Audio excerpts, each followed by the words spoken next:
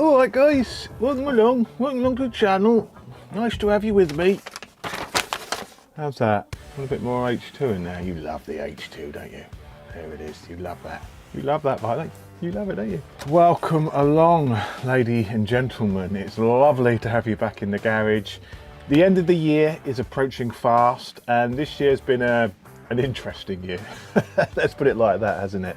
This year I've ridden an amazing amount of bikes, considering the circumstances, considering we've been in lockdown till, when was it, May or something like that. I've managed to ride, would you believe, 21 new motorcycles this year. So 21 bikes I've ridden. A lot of people ask me, what's my favourite bike? What would I have? You know, should I buy this? Should I buy that? Which one would I prefer? I get those sorts of questions all the time. So I thought it'd be really, really nice to finish the year. I don't think there's going to be any more bikes I'm going to be riding this year now. So why not give you my top 10 favourite motorcycles I've ridden this year. Now this is excluding my own bikes, because obviously they're my favourite. Why wouldn't I have one of the other bikes? So excluding my own bikes. So sit back, get a cup of tea, make yourself comfortable.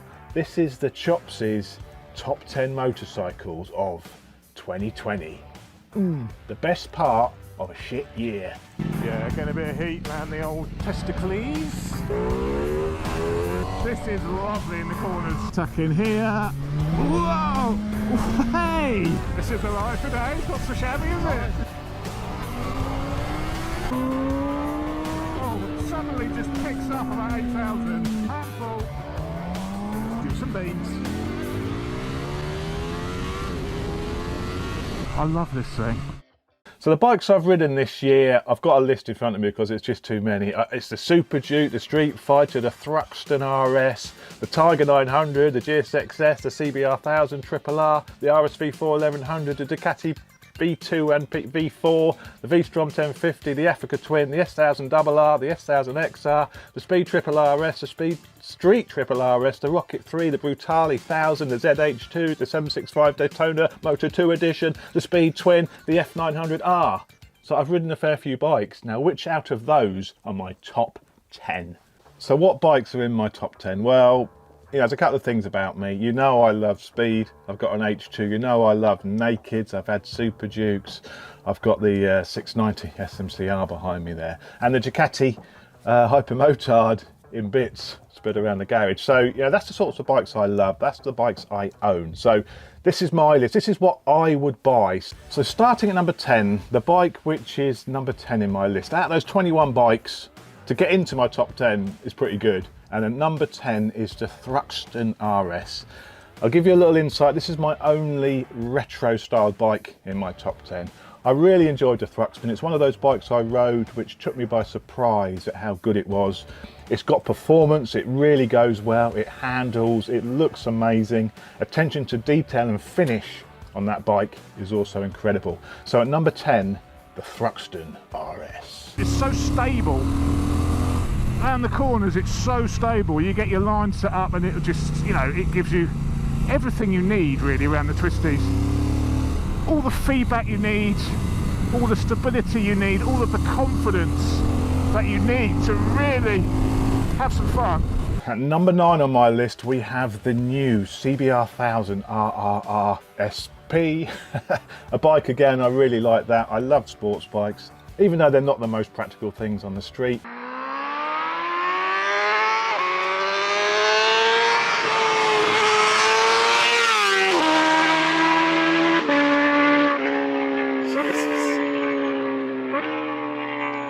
I thought the CBR was incredible quality, and it reminded me a lot of the H2 when you're riding it, how smooth it is, how no vibrations, and how well screwed together that bike is.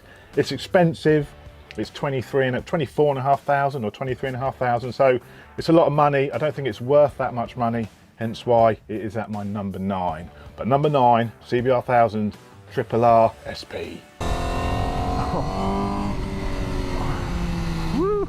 Oh, this is lovely in the corners, so stable. So at number 8 is the it's another Triumph. It is the Speed RS, the naked bike, the 140 horsepower Speed. That's another bike which I've always loved the look at. It's evolved slowly over was it 10, 12 years that bike's been out? Maybe longer actually. No, it's probably longer than that. Did it come out in 93, 94? Can't remember. But now it's at a point where it's a fantastic motorcycle. Loads of usable grunt for the street. It may be lacking behind the 200 horsepower monster nakeds we have these days, but for usable street riding with an exceptional, again, Triumph quality and finish is amazing. The speed triple RS is fantastic. Really enjoyed that bike. So that is at number 8.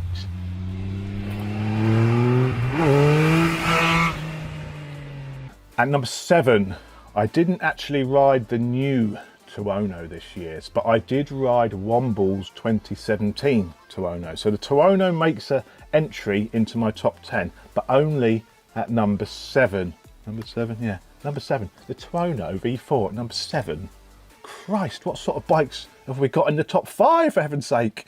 The reason the Tuono is at number 7, I don't know. It seems like it should be higher now. Yeah, as I say, the Tuono at number 7, I don't know. Tuono at number 7?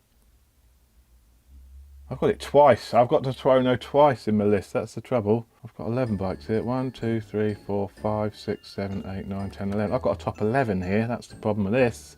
Oh, you idiots. Well, it's a top 11 now because that's what I've got, 11. So the Thruxton was at number 11. The triple RSP was at number 9. The Speed was at number 8. No, it was at number 8. Oh, well, this is a good start, isn't it? This is brilliant, this. Cock this right up already. Take him out of there. You're not there. So I think I've sorted it. Tuono's so good, it's in my list twice. At number 7, it's another sports bike. It is the Panigale V2. Now this is the only Panigale in my list. The V4 is not in my top 10. I found the V4 just too much for the road and too expensive. But the V2 is a lovely, lovely road bike. 150 horsepower, bags for the road. You don't need any more than that. And this is from a man who knows. It's a lovely bike, handles beautifully. The finish on it is lovely.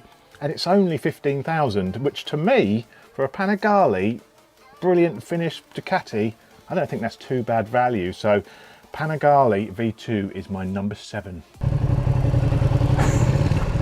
This is ridiculous.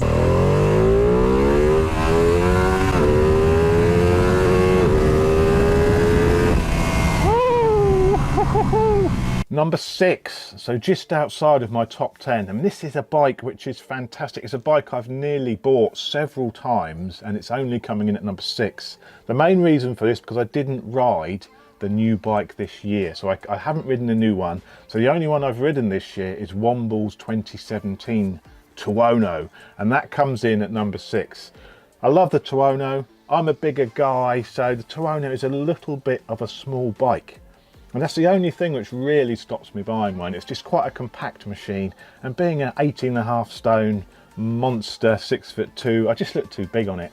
That's really what stopped me buying one all along. The engine's fantastic.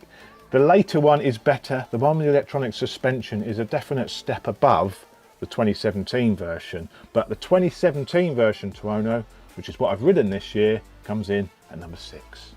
Sorry, Womble, your bike's only number 6, mate. Because it's rubbish. So now, the all-important top 5. What are the top 5 bikes I've ridden of 2020? So coming in at number 5, it's another Triumph. Can you guess what it is? It's the Triumph Rocket. This is the ride for today. It's not so shabby, is it? Isn't it? Not too shabby. There's a bridge here, I think, isn't it? Yeah, there's a bridge here.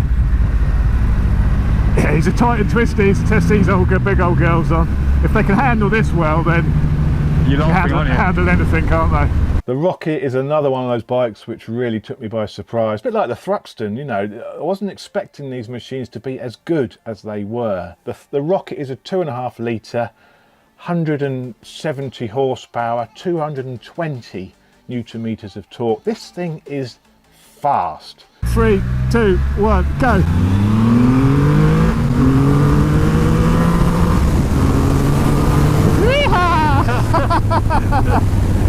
It's fast, it's big, it's incredible quality, it's a brilliant fun, and it does handle even for such a big motorcycle. You know, I don't know how many people buy these bikes that ride quickly anyway, but the point is you can.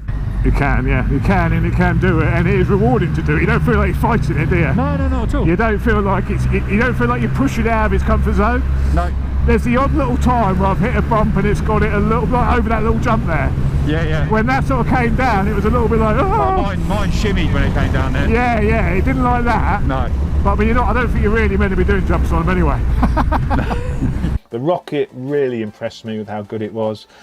I think me and Greg both absolutely loved it, and it's definitely a bike I could see myself owning at some point. When I'm too old, too decrepit to ride the H2, probably in a couple of years, I think a Rocket would be an amazing alternative to something which is just a little bit special. The finish on it is incredible. When we parked those bikes up together, when we buy both of them, the amount of attention we got, people asking questions, it's just a beautiful machine, fantastically engineered, and a bit like the H2, it's just because we can. It's one of those motorcycles. It's an engineering marvel. You know, we've ridden so many bikes and owned so many bikes, haven't we? You know, supermotos, naked, super naked, sports bikes, and bizarrely, they're as much fun as all of those. Yeah. And I'm really surprised. There's a little bit of everything in these, isn't there? There's a little bit of supermoto, a little bit. There's a sports bike. You know, it's a combination of a lot of different bikes. Number 4, we have another sports bike. Now this is a bike again I could potentially see me owning if I didn't have the H2. This would be my sports bike of choice for the road. Can you guess what it is yet? No, Chops, do not do Rolf Harris or Jimmy Savile impressions, for heaven's sake.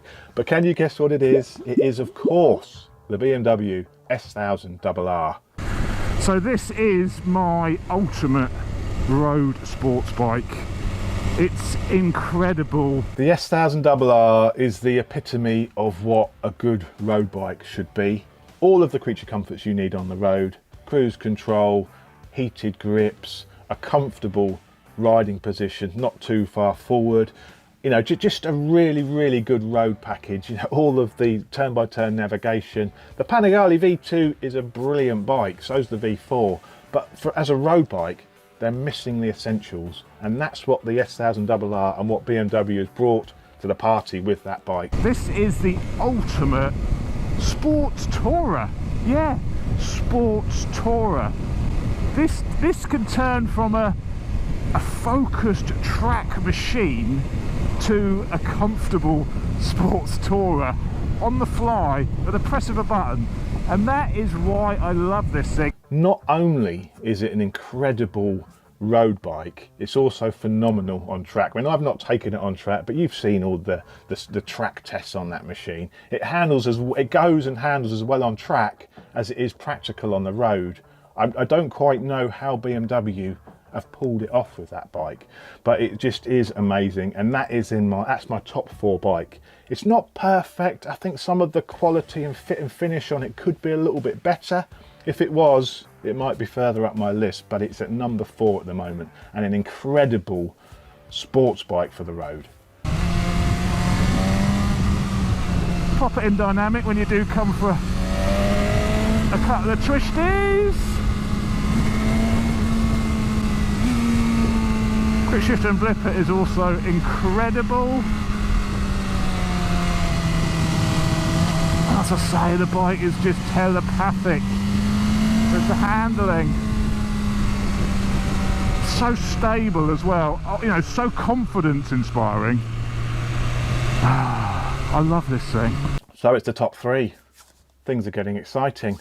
What could they be? What on earth could Chopsy have put in his top 3? We know he's a bit of a hoonigan. What would he have? Is it something ridiculously fast on the road? Is it something comfortable? Is it something to do mileages on? Is it a GS? No, do not worry. There is no more GSs or anything BMW in my top 3. So number 3, it is another sports bike, and this time you're going to be surprised at this one because it's a bike I actually said I'd take the S1000RR over, but this bike is such good value. When we did that comparison with Greg, I said I'd take the S1000RR over the RSV4 1100 because there was no money involved, it was just bike. The RSV4 is incredible value. It may be 22, oh, RSV4 is my number 3 by the way. It may be 22,000 list, but you can pick these bikes up for about 17 grand, brand new, this year's model. A phenomenal, amazing bike, yet it's not as practical on the road as the S1000RR, but it's just a thrill. It's the epitome of a fun road bike. That machine is just so punchy. The quality's there, it's amazing. It's the best sounding motorcycle on the road, end of. 0 to 60, well not 0 to 60, we'll do a rolling one. But first gear to 60. I hope this has got anti-wheelie turned on. Yeah, it's got all that. Oh, this had as well. Yes, I know. Hang on, some of this is anti-wheelie too. Yeah. Well, hang on then. Oh, let's do a lot. So, 3, 2, 1, go. Sorry, I had a bit of head start there.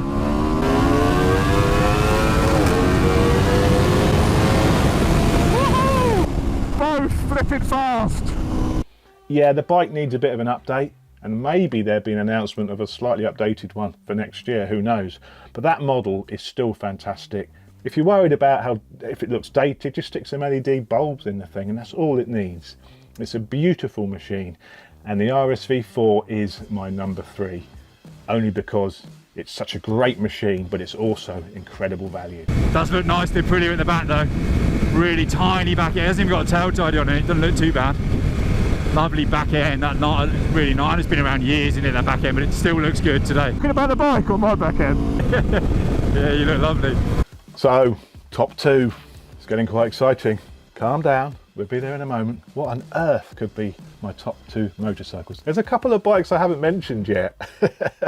So you may be able to guess what these could possibly be. But what would be my top 2 motorcycles of 2020? Well, I won't leave you in suspense anymore, and I'll tell you my number 2, and it's an Italian beauty, but it's not the Panigale V4, it is the Ducati Street Fighter S. So the Ducati V4S is obviously based heavily on the Panigale V4. It is really the same bike without the fairing on. The engine is more or less identical, tuned slightly differently for a bit more torque, and a bit less power right at the top, so a more torquey motor. They've also given it a smaller front sprocket, and they've gone up a tooth at the rear to make the gearing a bit more suitable for the road. But it's very, and to be perfectly honest, you don't think when you get on this bike, yeah, converted sports bike. The Street Fighter was a bike which I knew it was great. You know, we'd all seen a lot of the reviews by the time I rode it. I didn't get on it that early. The bike never had an official launch event because of COVID. That was cancelled. So it sort of dribbled out the reviews on this machine.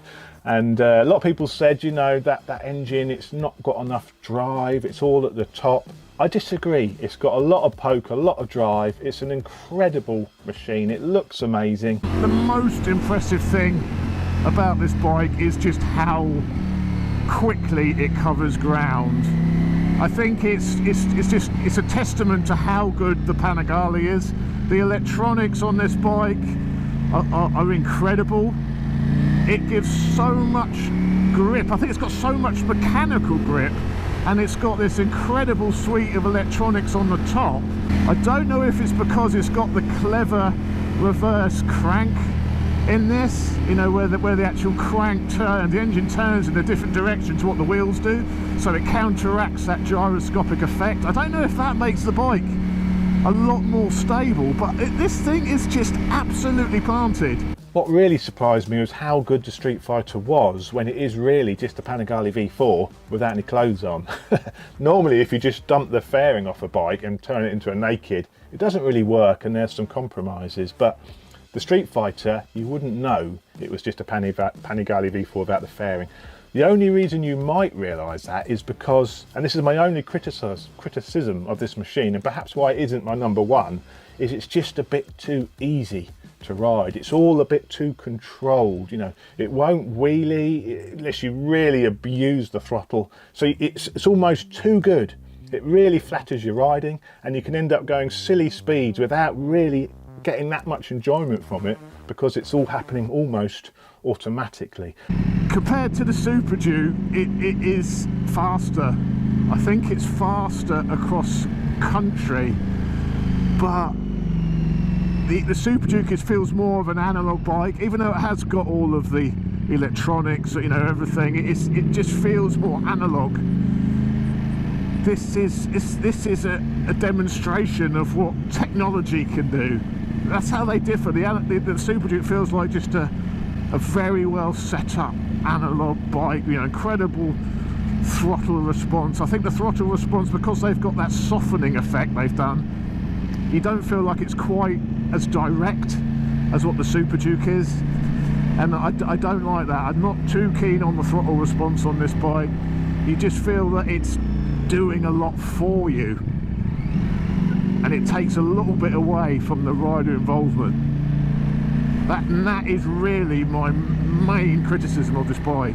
Few problems, and the reason it's not number one, again, small tank, no fuel gauge. It only do about 100 miles before filling up, so it's not quite. It's a fun morning hoonage machine, but it's a bit reserved on the hoonage because it's just too good and a bit too controlled. So, but it's still fantastic, and that is my number two. When you first twist the throttle, it's a little bit initially flat. They've done something with the mapping to soften it initially, and I'm not sure I'm a massive fan of that. It's sort of softened and then it kicks.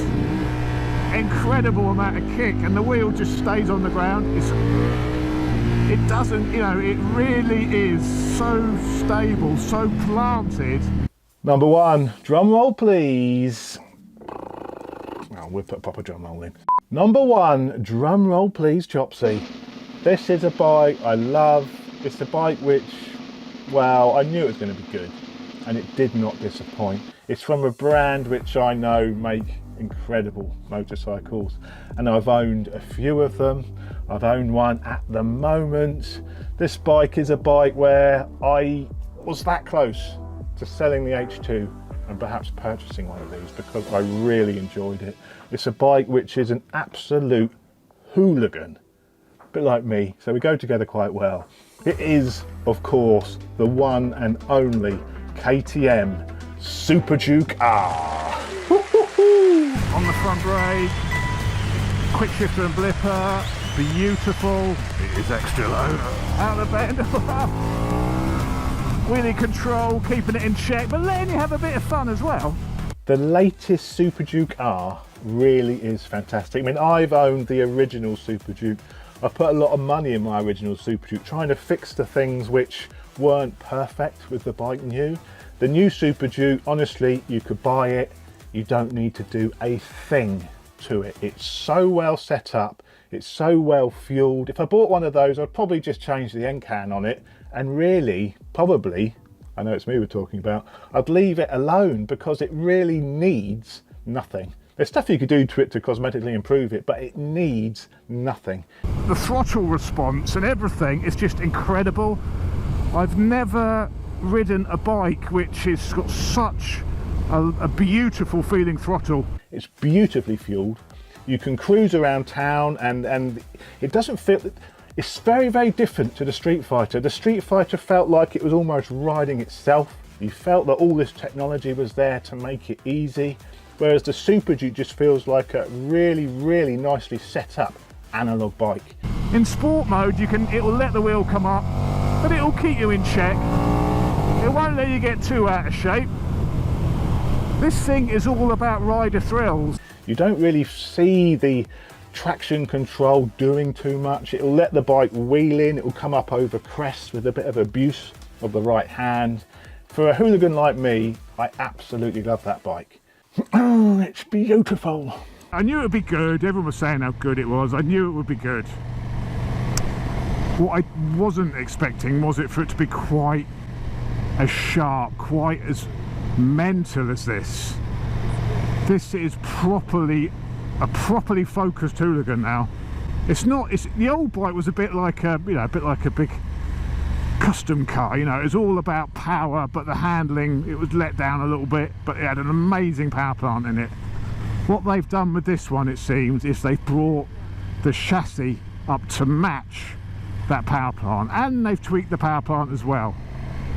and the end result is something just insane, something which would be completely unrideable if you didn't have the electronics, the fantastic anti-wheelie, the traction control. I'm wondering whether it's just too mad for me, whether I could control myself on such a beast.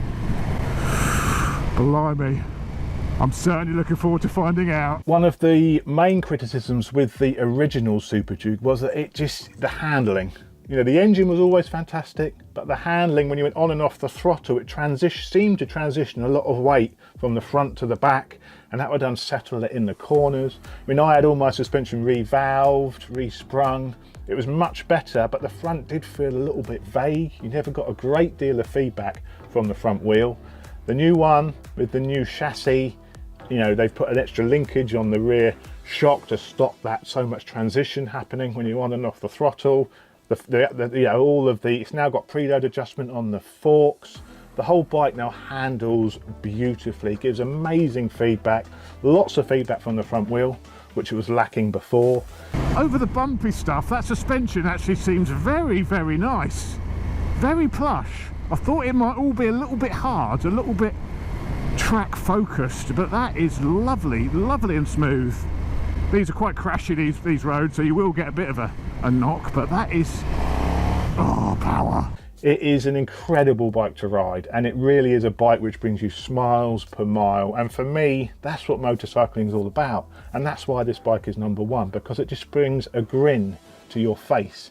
It's got cruise control, it's got the creature comforts as well. So it's really the full, complete package. The KTM Super Duke R is my #1 motorcycle of 2020. That's the one I'd have. The KTM is very much a performance orientated bike, but it can still do the around town, it can still do the just going out and enjoying the scenery.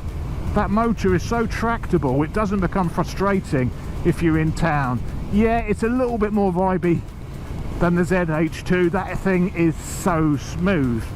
But this isn't just a one-trick pony. I thought this was a one-trick pony when I first picked it up, but it's absolutely not. It can do the slow speed stuff as well as it does the high speed stuff, and that is the absolute beauty of this machine. A couple of bikes to point out which didn't quite make the top 10. One of them is the 765 Daytona Moto 2 bike, Simon's bike I rode just before we went into lockdown. That was amazing. I really enjoyed that bike.